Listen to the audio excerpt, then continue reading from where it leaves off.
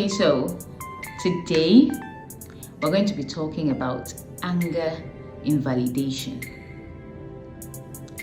That term is actually not a common thing with people. The action is common, but the words anger invalidation, people actually don't understand it, but we experience it day by day, whether in a relationship, a romantic relationship, or whether in a relationship with friends. When people seem to minimize or dismiss your anger. So something happens, you're upset about it, you're angry, and you're trying to tell the other person, I don't like, and the person's like, you calm down now, it's okay, it's not that serious. How do you feel when somebody does that to you? What that person is trying to do, if it becomes a consistent stuff, means that person has a problem. That relationship is not a working relationship. You have to sit down and talk about it, because that term is called anger invalidation. So what is anger invalidation?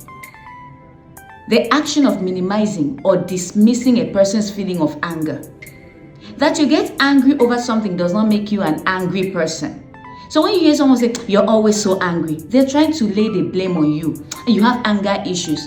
And most times, the people that call out other people for having anger issues actually have anger issues. So they look at it, I am angry over this thing. So your little expression. But let's come back to the romantic relationship.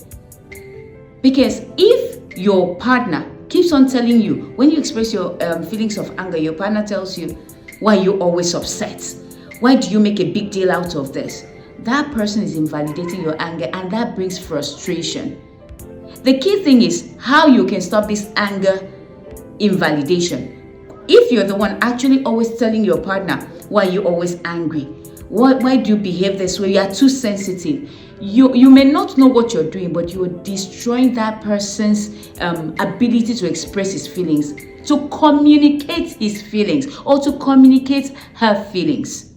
So what do? Note, anytime someone is expressing anger invalidation, the person would use words like, number one, let me look at the examples.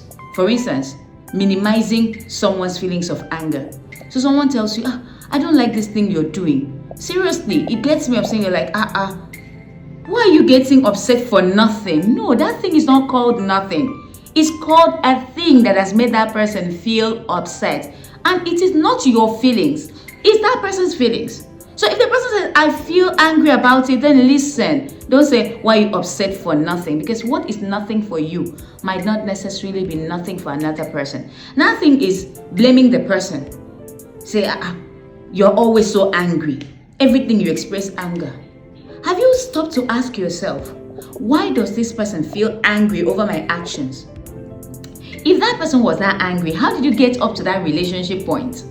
So that means a person getting upset might be triggered by what you do. Then another thing is comparing the person to others. Other people have actually had it worse, but they don't make a big deal out of it. So why are you so upset? No, that action is called anger invalidation. You don't do that.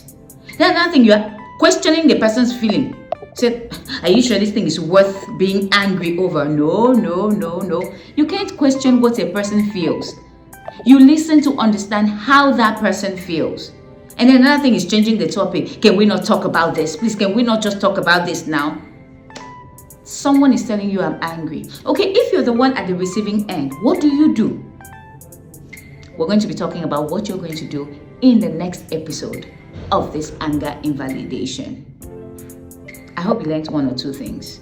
All right, if you want to reach me, my email address is there on the screen. Please do that, and then we'll talk about whatever relationship problem you have. I am EVC, your therapist.